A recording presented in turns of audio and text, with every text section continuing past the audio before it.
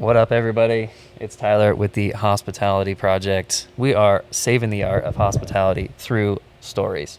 So today I have a very special guest. His name of his business is literally about bringing people together. It's Mike with Gather Brewing. Mike, how's it going today, man? Pretty good. Hell yeah. It's early. I'm kind of waiting for the coffee to hit. Oh, Yep.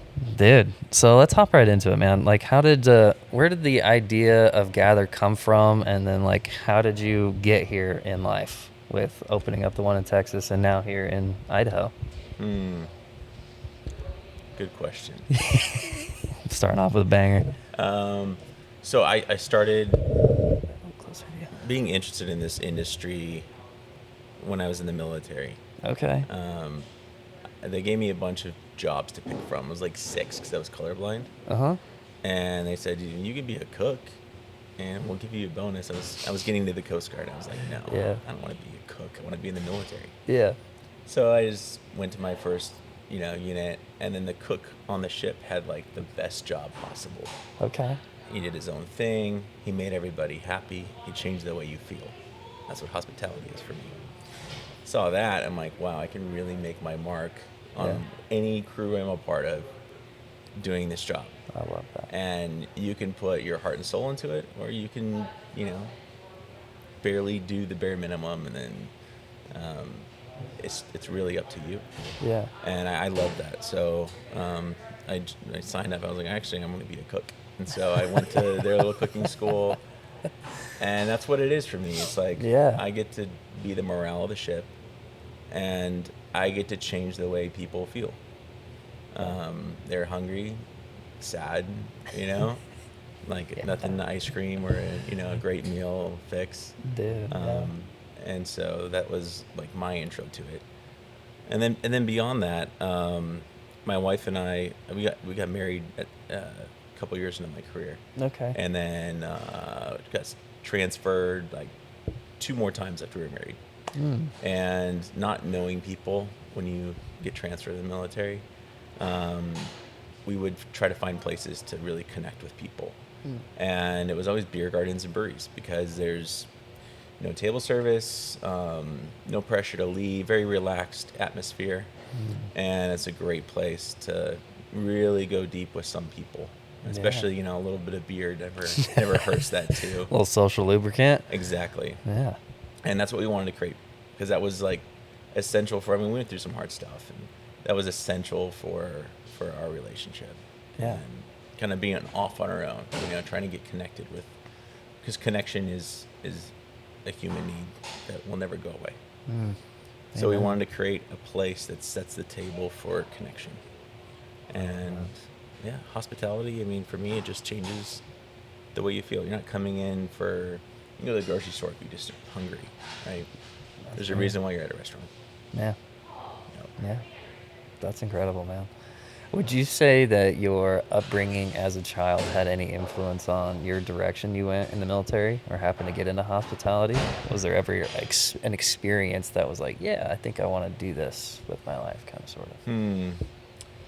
I would say like the creative side of it would be I grew up and I was a musician from 8 till really 17, 18. Okay. I was really serious at I played the cello. Ooh. And Very nice. that was like a way for me to express, whatever's going on inside me. Yeah. So I got really, really actually good at the cello. And that was my life, but it was that creative outlet for me. Yeah. And I think it was just an extension of that. Okay. Yeah. Yeah. That's really neat. Because it sounds like you found.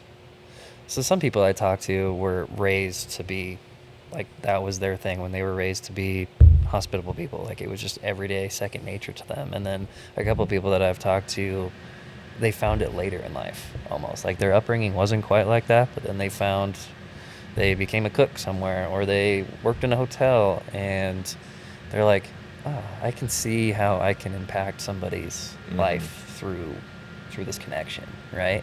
And so that it's cool to hear that part of your story, like the creative aspect from being a kid to figuring out like, oh, this cook position has the ability to capture, I don't know how many people are on a ship, but hundreds, I'm sure, if not thousands. I was independent duty, so Yeah. I it was 20 dudes. Oh, perfect. Oh Yeah. yeah, So like even that, just that had the ability to impact 20 lives. yeah. But make them happy, make them sad, make them, like that's on you, which is that's super cool to hear. So how did you get into the brewing business from that? Obviously, you loved going to breweries. It doesn't always translate from liking a brewery to owning a brewery. So how did you go from that to transitioning into it? Yeah, it was interesting. So it was again started off cooking, and then we were in Florida. Mm. I was at like a small boat station cooking breakfast and lunch for the crew. Yeah. Got transferred to an icebreaker in New York City, and up there we went to, unbeknownst to us, we moved to these apartments that are across the street from the largest beer garden in the state. Oh, sick. And so we went over there, and in Florida at the time, craft beer was not saturated at all. Sure. So it's like, what's the cheapest pitcher tonight? It's some domestic. Mm. At this beer garden is like $7 a pint, which is like shocking to me. Unheard Like, I of. have to taste this stuff because this is ridiculous. People pay this. And then we first got interested in Belgian beer. Okay. And Yeah. trying all that, and then we'd spend all our checks like going to the store and getting all these imports, and That's really awesome. just like, wow, beer is so much more than I thought it was. Just went hard into it. Yeah. That's awesome. And so my mother-in-law actually got me a homebrew kit for Oh, Christmas. sick. So I started like these little extract batches on the stove, just making messes in the kitchen, Yeah. basically. A lot of messes. Like you the way you carbonate beer is like a beginner, because Uh-huh. you bottle it, you add sugar and yeast to the bottles, Okay. and then you cap them, and sugar, yeast eats sugar, creates Eventually, CO2, yeah. and so that's how you carbonate. Well, I put too much in them, and I went underway. Oh. And when I got home, my the case had exploded, and it was like painting the ceiling, the walls, everywhere in this guest room we had. That's So, amazing. yeah. From then on, I switched to like this thick Belgian glass bottle. Okay. Just Yeah, in case. Yeah. But that's That's where that awesome. came from, and then I started looking at Yeah. like some of the financials of the restaurant business. I'm like, I'm gonna need alcohol of some Yeah. sort. Yeah. And what if we made our own? I love the craft. I want to be from scratch as much as possible. It's important to me, and I think it shows like we care to our guests. So, yeah, it was like, I'm gonna learn about this. I ramped up That's awesome. when I got out of the Coast Guard. I ramped up my home brewery Yeah. to like 1 barrel systems. I had Ooh. 16 taps in my house, and I was Damn. making way more than I was supposed to. Sure. Yeah. That's awesome. But we would have parties in our little tiny Yeah. house. Like 60 people would come, Oh, that's so and sick. that's where Dude. it started. That's incredible. That's such a cool start. I mean, like, just going from like figuring out how to make your own to having a bunch of people over your house, just having a good time, just drinking beer, stuff that you made. Yep. That's so cool. Where did you come up with the name Gather? Great question. So we didn't know what to name it. Yeah.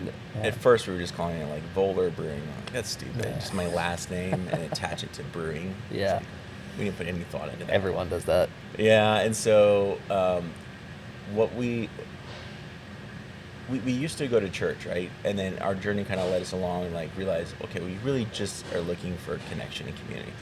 And depending on what church we would go to, we'd find that or we wouldn't. But when we left California and we got out of the military, we just started intentionally meeting with my in-laws and like my wife's cousin. So it'd be like 2 or 3 of us families would just get together on a Sunday Yeah. and just hang out, And we called the group Gather. Okay. Yeah. Yeah. And then that's where we were like, this is what we want to do, just scaled, Just on a bigger, yeah. right? Every day of the week. And, we set the table for connection. Like, that's what we're trying to do.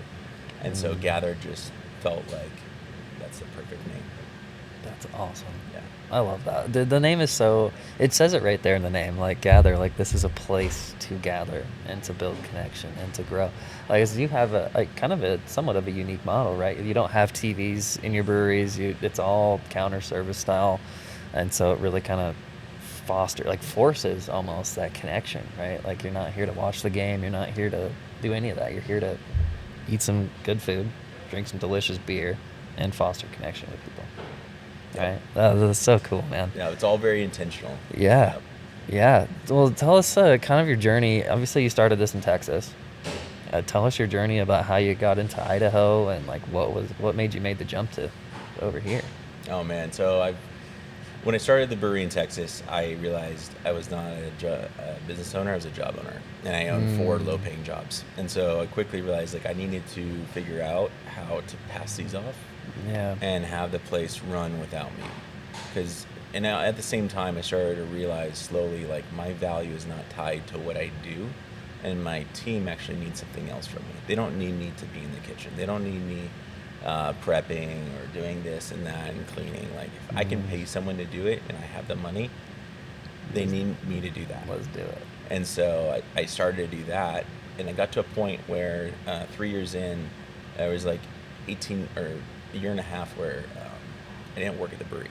That's crazy. We just go in and meet the team. You know, they Yeah. need me to high five them. Yeah. The GM needs me to meet with him and make sure everything's on track. You know, and then you know the guests want connection with the owner. It's part of like this mom and pop thing, right? So Yeah. so as long as I was doing those things, I could go in because I wanted to, not because I had to. Yeah. I didn't know why.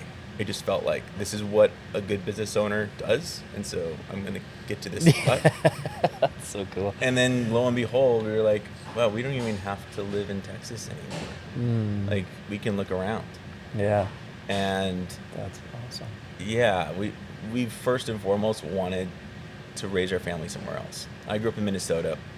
Snow was part of most of the good memories of growing up for me. Yeah. So yeah, I wanted to raise my family somewhere else. We looked online, we researched, and Idaho was the spot. Yeah. And That is so so spot. yeah, it's great for families. I mean, Yeah. although if you're watching this, Idaho sucks. Don't move here. Yeah, he's right. It sucks. Don't live here. Yeah. And so we came up for a visit in October. It happened very quickly. Like, Yeah. I think May, we started talking about Idaho. October, we came up for a visit, like mid-October. And when we were here, we just wanted to get a sample of like the states. We went to Idaho Falls, and then we went, you know, the western side to Boise, and immediately our nervous system just like felt like home. Yeah. We just kind of exhaled. Take a And deep breath, we came up like to this that. cool like master plan community. It seemed really unique what they were doing. Yeah. It's called Avamore. We toured an open house just to see what houses were looking like, you know, Yeah. up here. Thinking, you know, 18 months maybe we can make this jump. And then we stopped by the brewery, and our bartender was awesome. We found out like, oh, it might be closing in a couple weeks. They're not doing so well, and it just confused me because it's a beautiful building, beautiful setting Yeah. in this community, captive Massive audience, community. Yeah. on a really busy road. I'm like, this is a great opportunity. This is an amazing gold spot. mine. Yeah. And so, I mean, I think that about I'm an entrepreneur, so I think the upside of everywhere I go, you know. Yeah. But yeah, we ended up going back to Texas and just kind of thinking about it, you know. And my wife kept on telling me, you got to call him, you got to call him. Do it. Finally, like a week later, I called them where I was like, they probably already have somebody coming in. You know? Yeah. And I got in touch with a couple of the partners here, and they loved our. I mean, before I even told them about our brand, they were like, "We're just looking for a place for the community to gather," Yeah. and it was just like, such a perfect fit. bing. Yeah, exactly. It's like a calling. Yeah, and of course they wanted. I mean, it was closed at that point, so Yeah. they wanted it open as fast as possible. So we're like, well, we gotta like get our house Gotta ready to move rent, now. move the family, start a brewery, you know, do some renovations, like make Yeah. it gather. And so everything happened super quick at that point. That's so cool. And yeah, within 2 months, we were moved here, Yeah. and That's fast. within 7 months we reopened That's crazy. as Gather fast. Brewing. Yeah. That's crazy fast. Honestly, that's unheard of. I think I met you. Oh, I feel like it was in the wintertime, maybe Yep. like late October, November, something like that. I don't even remember kind of how we met. I know some mutual friends that introduced us when you guys were thinking about moving this direction, and Yep. you talked about having starting an app for Mm-hmm. and that you own this brewery, and then like we sat and talked for an hour and a half probably just about this basically connection, and so that was super cool. And then to hear you guys just go from that to living here all of a sudden and building a brewery here and setting down roots. It's so cool, dude. I love that for you guys. I mean, it sounds like you guys are really thriving here too, and your family obviously loves it. They love it. And I think your extended family is also moving this direction too. There have been They're more not. families coming. Yeah. That's crazy. Yeah, that's so cool, man. Gosh, that's so cool. I love that journey. I mean, it really just shows like how important connection is, and obviously you guys are quite successful here already, and you've been open what, a month and a half, 2 months maybe? Yeah, about 2 months. Yeah, and the feedback from the community has been massive, and that's just the community. That's not even to the outside world yet, right? So, dude, good job.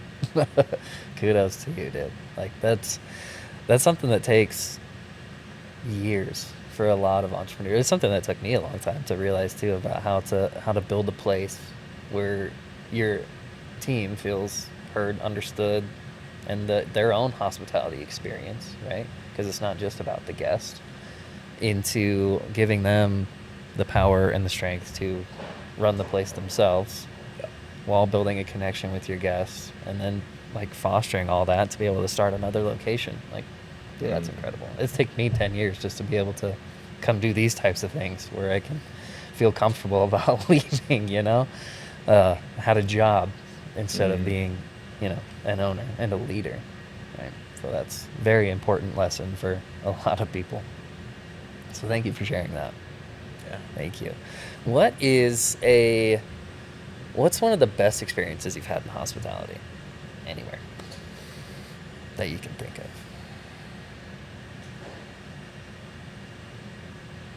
It was at this steakhouse in San Antonio. It was called J Prime Steakhouse. Okay.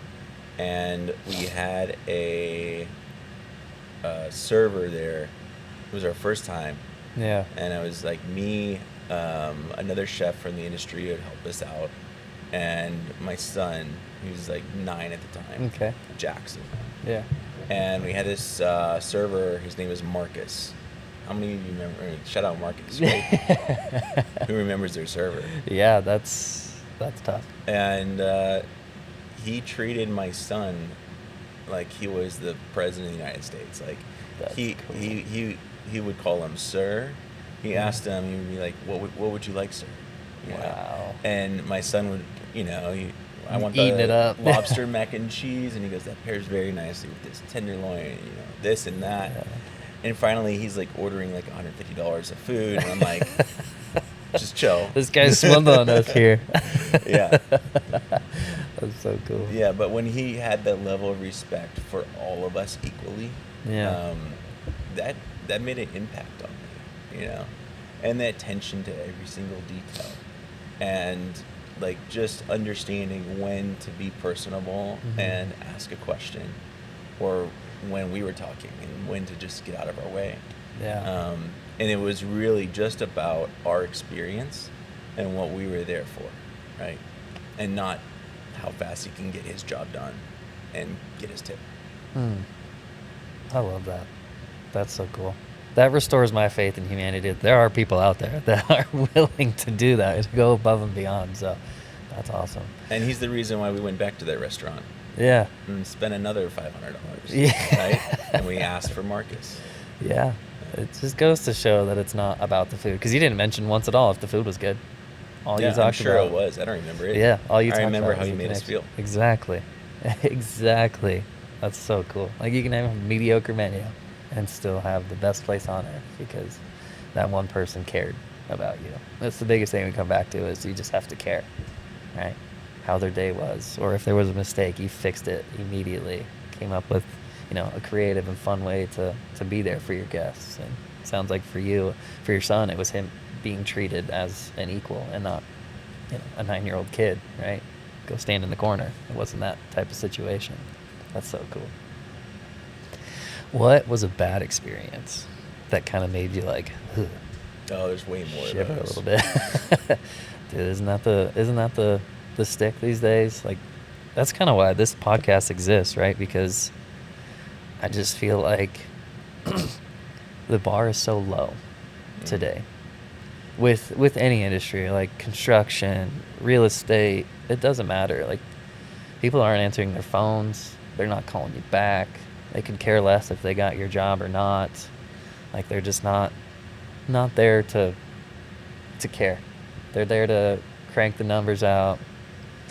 And I don't know. I refuse to believe that that has to be how it is, right? Like, and so that's why this is here, is to foster that connection and just show people like, hey, there's still good people out there, and this is kind of how they do it. Like, we should learn from them. You know? So that's awesome. What tips would you have for somebody either looking to get into the industry or somebody working up from the bottom? Like, they just started in a restaurant, they just started the cook position in the military. Like, what tips would you have to be the most hospitable person you can be? Just 3 of them. Or even one good one. 3 tips. Yeah, 3 Okay. tips. 3 tips Yeah. to being the most hospitable person Yeah, ever. ever. Okay. Don't take anything personally. I think a lot of people get off track that way. Yeah. And then be curious. Curious people ask questions. Curious people solve problems. They're creative. Curiosity is what I hire for. The most important question I ask someone in my interviews is if they have any questions for us. And if they're just like, no, we're good, and I know they don't know anything about our brand or why we exist, it's not a fit. I love that. So, curiosity. And, for a lot of people, that's just an innate thing. But showing interest, just like you're asking so many questions in this podcast, who doesn't want to talk about themselves? Right? That's fair. But also, there's that level of self-awareness you have to have, to know when and when not to. Yeah. That's so true. And what's the third step? It's a tough one. Find a way that feels slightly uncomfortable for you, where you're going out of your way to show someone hospitality, right? You pick up on something, you hear something, because that's the thing that's going to change you're going to affect how they feel. If you just give them the food they ordered, the smile, it's like you're meeting the minimum. Yeah. But if you can, Danny Meyer's book, Setting the Table, has been huge for us. Unreasonable Hospitality, another one. Required readings. Yeah. And we have on our evening reports from Texas, and we're going to do it here. What was a hospitality moment today? And if it's, some family came in and their kid has an allergy and he was there for his birthday and they made a special dessert just for him. That happened. Yeah. And the kitchen was stoked about it. Everyone felt good, That's so cool. And the family gave all the team hugs because they felt seen, they felt cared for, and they felt special. That's incredible. I don't even know if the dessert was good. Yeah. It didn't matter. It doesn't. Yeah. That's so cool, man. Those are some killer tips. I love that. So let's switch to the team side a little bit. We've been talking about the guest experience a lot. How can you do that for your team? Because I'm convinced that everybody can learn something in some aspect, but I don't always believe that hospitality is in everybody's innate nature. I think it's something that can be taught to a certain point, and then that 80% of it can be taught, but 20% is like that last one-on-one experience that somebody can give, the caring, and maybe it's not the right fit for them if they're not in that position. But how do you bring that to your team? Obviously, you said you hire for curiosity. what other things do you do to kind of foster that with your team to be able to give them hospitality experience and then they take that to their guests? So for me, it's always do as I do and not as I say, right? Mm. That's how things are caught. That's backwards And than what you hear today. yeah, I mean, Do as I say, not as I do. right. So I love that. do as I do. Yeah. And that's the only way. Like, you're gonna have an example they can catch, and then they're gonna carry that on. When I walk in the room, or when I walk through the kitchen, am I stressed out because I have 4 jobs that I shouldn't have, and I don't have time to ask anyone a question? I'm straight to my computer, check box, check box, check box, and then I leave. I'm leaving the team like I should expect them to fill, right? Versus I carry an energy of like, I have time, and they know I have stuff to do and I'm busy, but if I can just slow the pace in the room and the cadence in the room down by just locking eyes with somebody and asking them, how are you? Yeah. And then they tell me, and then I pick one thing and do a follow-up question. And they go from like, I got a lot to do and I'm nervous and we're about to open, to like, relaxing. It's okay. It's okay. And it's also the reason why we're all in this building. We're not here to make the register ring, although we have to. That's a critical step. That's what we're here for. Yeah. And if I want them to carry that to our guests, I have to do that with them. That's huge. That's massive. And we can end the podcast right there. That's good. That's so good. That's the first time that I've heard somebody say it like that, to where do as I do. So basically setting that example, right? Because so oftentimes you see people being a boss, do as I say, not as I do, right? Which is why teams don't have that confidence to inspire the guests. They're just there to collect a paycheck, right? Whereas the way that you're doing it, it's really allowing them to foster connection here at work, giving them a place maybe that's away from, having a bad day at home. Like, this is an awesome place where they can come work, see friends, gather, be happy, and then translate that to the guest experience, right? Like, it's almost an escape for them, in a sense. Even if they have a great life, they're still able to come here and be like, oh, this place cares about me. And so I'm going to show that respect and care about the guest. That's huge. Yeah, I found like if I'm looking for my identity in this place, and this place is going to affect who I am outside of it, I'm putting too much pressure on the team. I'm putting too much pressure on the restaurant, and that's what I did early on. And so I would use my team for my own ego, and that slides right downhill. Right, everybody feels it. But if it's not about me, right, then I can just let things roll off my back with a smile, Yeah. And it's not about like being the hardest worker in the room, because we all have different jobs. Yeah. It's about how do I approach mine, Yeah. and how do I treat them. That's the thing that'll translate.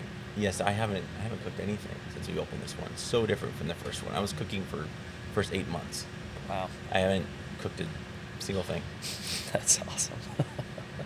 But I have my jobs, and how do I approach that? How do I approach being an owner? Yeah. And if I am exemplifying like having the care and concern and the time for them, well, maybe they'll do that for their coworker. I love that. I love that. Where do you draw a lot of your examples from? Where do you get the ideas to do some of those things? Or is it obviously self-taught? Do you read? Do you go to conferences? Like, where do you find some of this inspiration to bring back to your team? There's a lot of reading, conferences, all of that. Most of it's failure. I learned the most from failure and doing it wrong. Ain't And that I have the tried truth? every single wrong way to do it. Yeah.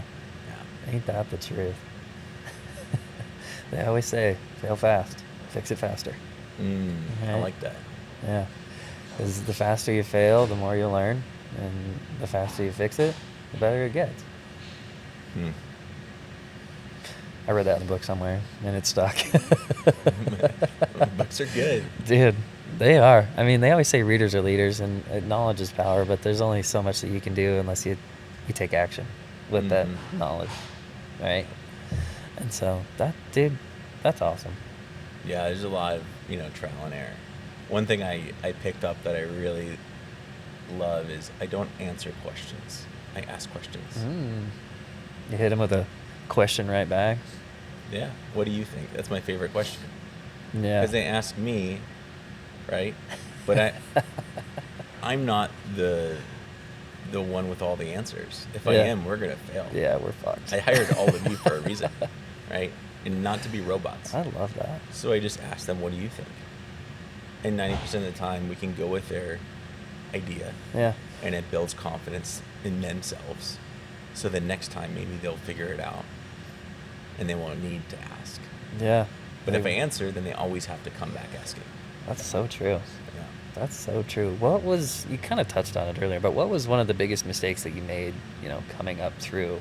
And like, what are some of the mistakes that you're still making now that you need to correct when it comes to hospitality and building the team? Man, there's so much I'm still trying to figure out. Ain't that the truth? Yeah. How to motivate people, Mm. knowing when to fire. Mm. Firing is one of the hardest things, especially if you like the person or they've been with you for a while. Yeah, that's tough. Yeah. And it's not always the right work relationship. Mm. So those are things I'm still working through. Still have some challenges with our store in Texas, Yeah. and trying to figure out how to. And to me, it's like a fun problem, Sure. because if we can figure this out, I mean, we can help a lot of people, right? How do we maintain culture from 1,600 miles away when it can't be all centered around us and about us? Yeah. So that's something we're in the midst of right now. Yeah, we were talking about some of the challenges that you were having with the Texas location just before we hopped on. So let me know when you figure that out, because that'd be sick. I'm still in that stage. We're in a super hyper localized community, like where we're at, right? Like we're outside of a town of 200 people. We're 10 miles outside of a town of 3,000 people. Like we're, tight. And it's a family business that's been around for 40 plus years. The store's been there for almost 100. And so I'm stuck deep in that feeling where you need to be there. Essentially, not that I have to be there, but feeling that you need to be there for the community, for everybody showing up. And so to me, it sounds so foreign to be 1,600 miles away from a company and be able to figure out how to maintain culture and how to foster those connections with people while not being there. Essentially, like, just the essence of you is what's driving people to keep going on. So that's so cool to me, like that, to see that other people are doing that. And it's very inspirational too, because it inspires me to keep crushing and get after it. And that you don't have to be stuck in the small town. We're trying right now. So Yeah. we just did a little bit of a brand expansion. Okay. Meaning really putting words and spending time with our why, and Yeah. putting words to the brand. Like, we know in our hearts, because that's where it comes from, right? Yeah. It has to, or else it's not going to work. But it's hard to put words to all of it. So we hired somebody to help us do that. And so now that we have, like, all right, a lot of different, mission statements and core values just really explained and written out, we're able to share that with our team. And then anyone who comes in, right, when we're hire, this is who we are. Yeah. This is how you're part of Gather now, Oh, right? that's cool. Instead of just like, there's the register, there's the, put your stuff over there, and your first day. Good It's luck. like, yeah, like what did they just join? Yeah. So letting them I know, love like, that. this is a brand, and this is what we're about, allows you to reach out to the right employee, and they're part of something bigger than themselves, than when they come to work. Yeah. And that might be stronger than whatever's happening at home or troubles in their life. Because when you're at work, like, this is what we're doing every single day. Yeah. Yeah. And then finding the right management. We've had some really good managers. But at our level, it's you with a general manager, let's say, you might get 2 out of 3 things Mm. that you need, which is why you have a lot of owners in the business, because they, intuitively know there's holes. Yeah, Versus, definitely. your restaurant group, and now you have more people, more expertise, and you can provide that. So, being 1,600 miles away, I realized I need somebody who's really laser focused at just bringing the team, not pushing, pulling, Yeah. and It's almost igniting them every single day. it's almost their name on the door. Like, this is us, and then we're Yeah, taking to the top.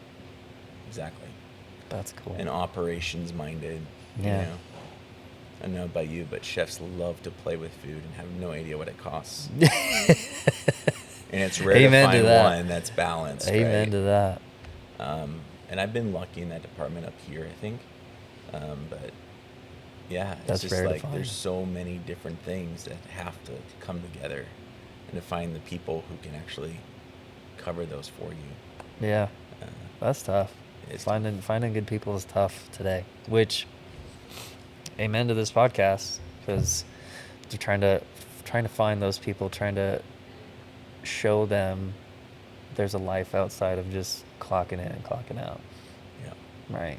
Because once they care, they're halfway there already. Like, once they're curious, once they're asking questions, they're well on their way to starting that next level of experience for them, which is cool. So I love that. Those are good tips. Those are good examples. Good struggles. That's so crazy. What's your future plans outside of this? Did you even see yourself coming here in Idaho? Nope. I Yeah. never had plans to open a second one. Yeah. Never. That's so crazy. That's so cool. And now that we're here, Yeah. and the way it all worked out, and we just kept on saying yes and yes and yes, and that landed us in Idaho with the second location. Yeah. I have no idea what's going to happen in the future. I love that. No idea. Just fuck it. See what happens. I Right? found myself, we were in the first day we opened the doors. Yeah. It honestly was the best opening. Like, there were little hiccups here and there, super fixable. Yeah. And the team crushed it. The energy was great. Everybody's excited. It's day one, and That's I'm in so the cool. meeting room, like where we kind of store stuff. And my wife Rachel pops in, and I'm just finding myself thinking, my mind's going to, where's the next one? But as an entrepreneur, I'm like, I want to build and create, and now Done. Check. this one's Next. open. Like, Yeah. what's my place now? Yeah. And my nervous system's on Amen this to like that. go go go, and then open the doors. I'm like, well, what do I do now? Dude. Yeah, you just So I hit don't know. something hard there. I don't know. I've got a new guy on my team who's Yeah. been into franchising and running restaurant groups, and so he's wanting 100 locations. Yeah, sure. Yeah. And you're like, well, maybe. We'll see. I'm not doing it alone. No, again. absolutely My wife and not. I, you always pay a price. Yeah. You got 4 kids. You give up something. something. Yeah. 4 Yeah. kids. You just moved to Idaho. You're loving the lifestyle here. Always going out hunting or bike riding or side-by-siding. And, when you have 100 locations, are you realistically doing that every day with your family? Maybe. But what'd you have to sacrifice to get there in the meantime? Right. You lose a lot of that connection in some aspects. But, so how can you have a few of them, but make them the best damn things that they've ever seen in their life? And you probably found the best of both worlds. I don't know. Maybe that's the answer. Maybe it's not. Maybe. Who knows? Yeah, I I could see definitely us. don't know. I could see us with 3 corporate owned, and then Yeah. Just maybe doing some exploring franchising. franchising. I don't know. We'll see. Yeah, the franchising model's so interesting. I feel like I need that less than I feel like Gather. The world needs Gather. Yeah. Like, I love what Gather's doing for the community here in Texas, Yeah. and I could see it. filling that need. Filling a gap. Yeah. Filling this gap, right? Yeah. The hospitality industry needs more places that are willing to care for their guests, Mm-hmm. right? I think Ghana with AI, with all of these technological advances that we have going on right now, people are craving experience. They're craving, you know, that feeling of human connection, Mm-hmm. right? I mean, so many companies are shutting down their marketing and they're going up and buying some random boutique hotel somewhere because that sounded cooler than sitting behind a desk building logos, right? Like they're fostering an experience for somebody. Like it's happening all over right now, and it's so cool to see because that means like the connection's coming back. Kids are going back outside to play in the dirt and invite the friends over from the neighborhood and go around and scrape their knees and get bruises, build the bicycle jumps, and like I think we're on the cusp of seeing that start to happen. And so to really see places like Gather and some of these other people that I've talked to bring that back into being cool again, Mm-hmm. right? I think that's so awesome. And that's what I want to highlight. Yeah. That's what I want to build. My ultimate goal is to build what I like to call the connection company, right? Like hospitality that connects. Being able to have multiple places that provide experience for somebody, Mm-hmm. where you can bring your families and create memories that last a lifetime. It doesn't necessarily matter what they do. It could be the concert, it could be the food, could be the beer, it could be the table that they sit around that, creates a bonfire. Everybody gathers around a bonfire most of the time. Could be that, Mm. to where they're not getting that in their everyday life, and so they're craving that experience. And I think that through that, I could also make my own impact of building that connection. Mm. So, thank you for being on today, man. This has been awesome. Of course. Yeah, this has been so cool. And I know this might Thanks. be late to ask this question, but what does hospitality mean to you? Like the definition, the what it feels like in your core, and what's the Mm. one thing that you would leave this world with? Like, what do you want to still in your kids? What do you want to still in your team and your, other cohorts? Mm. Kind of a loaded question. Yeah, two questions there. Yeah. Hospitality. I don't remember where I heard this, but it definitely aligned with what I feel. Um, it's kind of like the difference between service and hospitality. Mm-hmm. Service is like, my pleasure, right? A Chick-fil-A. Chick-fil-A. Service is like it. It's like the outline Mm. of what you're creating. Hospitality fills in the color, and that's, I don't know. It gives me the feeling of like what hospitality means to me. Mm-hmm. And then for my team and everyone else, the biggest win for me is if I can align our why with their why and push them towards their 5-year goal. And so whether that's, I want to be a photographer, or I just want to get through med school, or, there's all kinds of people that work here with different goals. Yeah. How can we just not be a job and a paycheck and trading time for money, but how can we actually impact you and push you towards your goals so you can get there faster? And also just leaving nothing on the table, taking risk, going for it. If it's aligned, it's supposed to happen. Don't let the what ifs keep you from trying and going for it and risking. So it's been my story in life. It's why I'm here. The fuck it button, right? 100%. I love Yeah. that.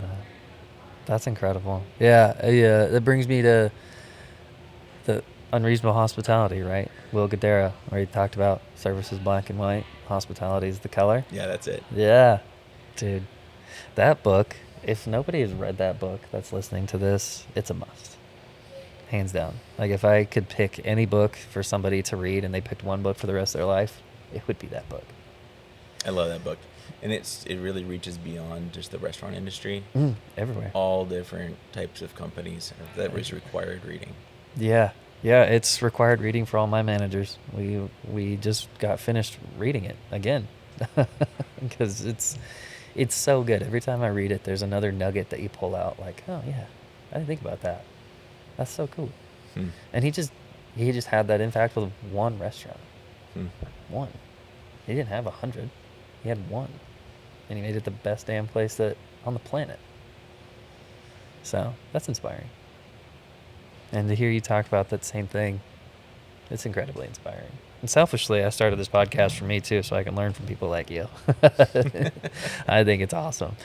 You I'm going know, to ask you some questions. yeah, please ask me lots of questions. I'm with it. Yeah. So, what does hospitality mean to you?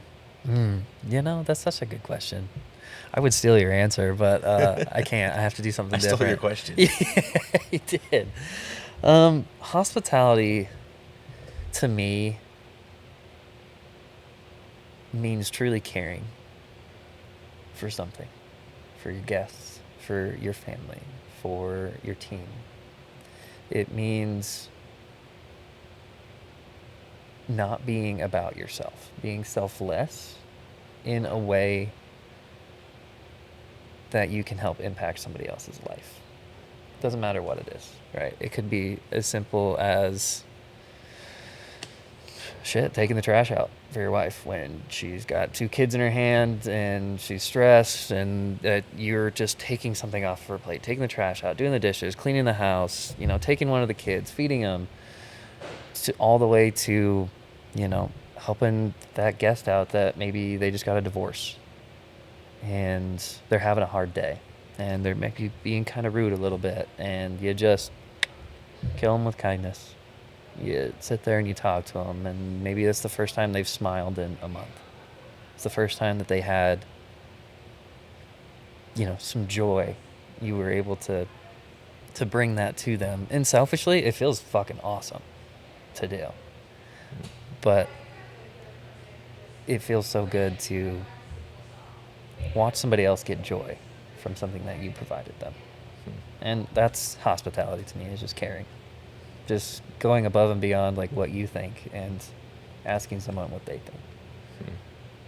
Just like your question of, what do you think? Yeah, I'm curious. What's in your head? And not what's in your own. Well, yeah, there's a different answer. I like that. Yeah, that's kind of what I think.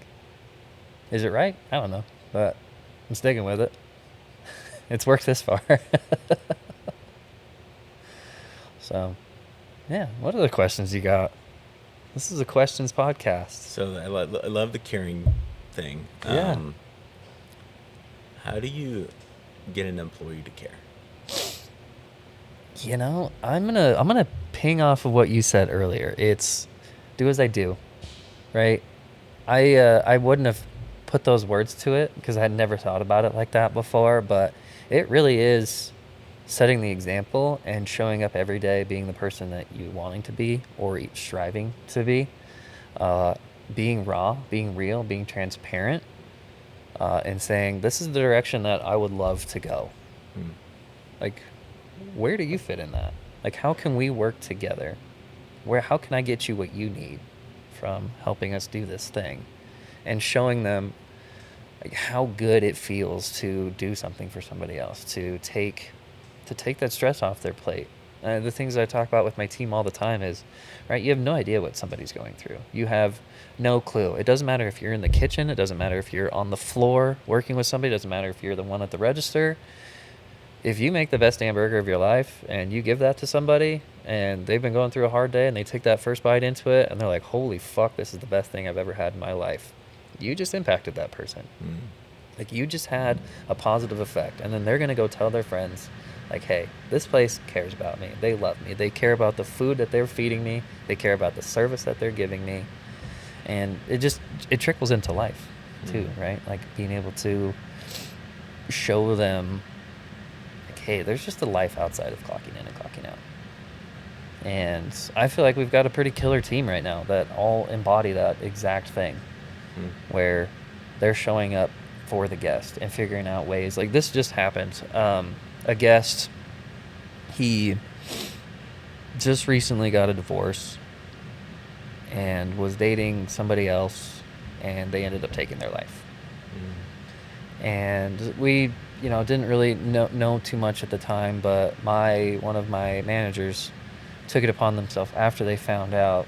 They covered his check for the entire weekend, helping him with drinks, helping him with food, making sure he had rides home, making sure that he had food when he got there, making sure, like, they took care of this guy.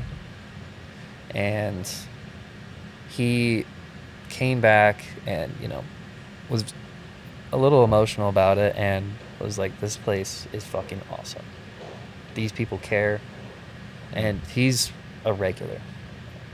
As soon as the bar is open, he's there drinking a root beer with his kids. He's eating pizza. He's eating the tacos. He's talking to people. He's sitting there standing at the bar chatting. Like, it's so cool to see the growth and to see the team cared about somebody. And now he's positively affecting his kids, people that he's with, people in the bar.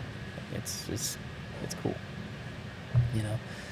and that's kind of the things that I try to instill in them, and they find it out on their own, right? Like, you can lead a horse to water, but you can't make it drink, right? So you can show them that 80% that I talked about earlier. You can show them the 80%, but the 20% is on them. And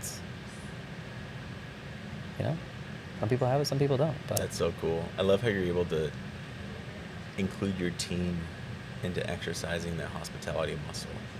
And it wasn't just you covering the check. Yeah. I didn't even know about it. Oh, wow. Until they told me. Oh, wow, that's cool. They had no clue. Yeah, they came up to me afterwards and was like, so he was going through this hard time. We ended up covering his check for the weekend. And we're like, fuck. Amazing. I love that. We need more of that. So I didn't even know about it. I did it all on their own. Hospitality reaches out. It does, dude. It touches so many lives. So many. Like, and that's why I got into the business. I started relatively young. I went to college, 18, dropped out after a year, less than a year, started making pretzels, soft stuffed pretzels, and to see the joy of somebody taking a bite of that pretzel that I slaved over for hours, and then them going, oh my God, this is the best thing I've had, and being able to be like, oh, fuck. Yeah, that felt good. That felt really good. I need more of that. It's like a drug almost, right? And so that was kind of my break into, when I was 18, into having my own company, working for myself, and really understanding how I can impact somebody. And in this industry, we have the ability to impact millions of people. Millions. Like, our businesses, I mean, we see almost 200,000 people a year come through our place from all over the world. And so that's an opportunity to touch 200,000 lives, which then go and touch another 200 and another 200. And to me, that's intoxicating. Everybody needs to eat. Everybody needs gas. They do, man. Yeah, it reaches out to everybody. They do. Yeah. And it's so cool that people from all walks of life kind of find it, and having their own unique experience. Hospitality is one of one, right? Like, it's that 80% you can teach, but the rest of it, it's a one-on-one experience. Like, that guest sitting at this table is going to have a completely different experience than that guest sitting at the other table. Yeah. And they're both going to be equally awesome. Yeah, hospitality really is just like focusing on providing value first and getting the reward later. Yeah, it really is. Yeah. But when you get it, it feels so good. Yeah. Oh, yeah, man. So cool. I feel like we've got a lot from this episode. We're kind of hitting stride there for a minute. I love that. That was cool. Yeah. You kind of sitting here and just thinking about it. it's so incredible that hospitality has led us to meet each other and has led me to meet so many incredible people Mm. and get to sit down with them and just have a conversation like we're talking about. It's just, we might be filming it and have some mics in front of us, but it's no different than the conversation that we had when we first met or when we came here and ate at your place and sat here for 4 hours just talking. And you inviting us into your home. You didn't even know us. And us having lunch together and spending several hours together and getting to meet your kids and watching them play with my young son. And it just, it's so cool where hospitality takes you. Yeah. And just feeling so grateful for the opportunity. Same. Yeah.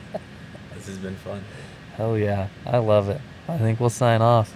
Well, guys, this is Mike with Gather Brewing. He has had so many nuggets from this episode, and I hope you guys really grasp the mission and the value from building connection with your guests.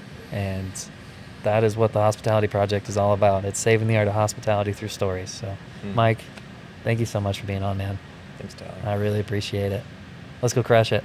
All right, man. Hell yeah.